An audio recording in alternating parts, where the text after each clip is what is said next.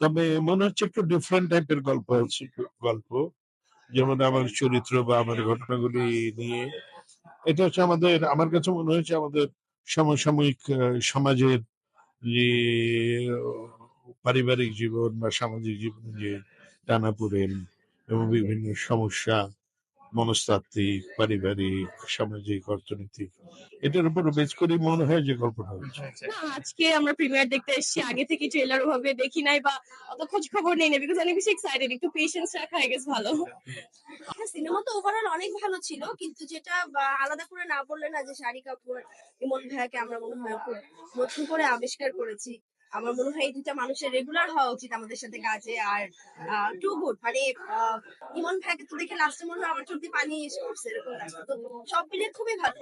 আমার ভালো লেগেছে যে আমি আমাকে দেখেছি আর আমি ভালো করেছি, তখন আমি একটু ছোট ছিলাম, 7 ছিলাম। তো এটা রিলেট করবে, এটা অনেকদিন যাবত বাংলাদেশে হচ্ছিল। তো এই মব জাস্টিস এবং মানে একটা মানুষকে চাইলেই মেরে ফেলা যায়। তো আমার মনে হচ্ছিল যে এই সাবজেক্ট নিয়ে আমি একটা ছবি বানাবো এবং নেশা নিয়ে একটা ছবি বানাবো, কারণ আপনারা জানেন এখন দেশের বেশ কিছুদিন আগের থেকে আমাদের দেশে প্রচুর পরিমাণ নেশা, ইয়াবা থেকে শুরু করে অনেক ড্রাগ ঢুকে গেছে, যেটা কারণে আমাদের ইয়াং জেনারেশন অনেক দিকে নষ্ট হয়ে যাচ্ছে।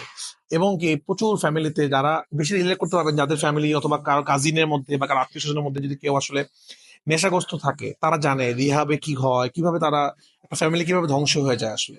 তো আমার মনে হচ্ছিল যে থ্রিলার, খুনাখুনি এসব বাদ দিয়ে একটা মানবিক গল্প বলি, যে গল্পটা দেখে মানুষ কিছু শিখতে পারবে। এবং আমার বিশ্বাস, আমি যখন জানোয়ার বানিয়েছিলাম রেপের বিরুদ্ধে, আমি যখন পরকীয়ার বিরুদ্ধে বানিয়েছিলাম সুড়ঙ্গ, এবং ফ্রাইডেও বানিয়েছিলাম একটা নারী নির্যাতন নিয়ে বানিয়েছিলাম ফ্রাইডে, তো এটা আমি বানিয়েছি মাদকের বিরুদ্ধে, মব জাস্টিসের বিরুদ্ধে। আমার এই ছবিটা দেখার পর একজন মানুষও যদি নেশা ছেড়ে দেয়, এটা আমার আসলে সার্থকতা আসলে আমার মধ্যে।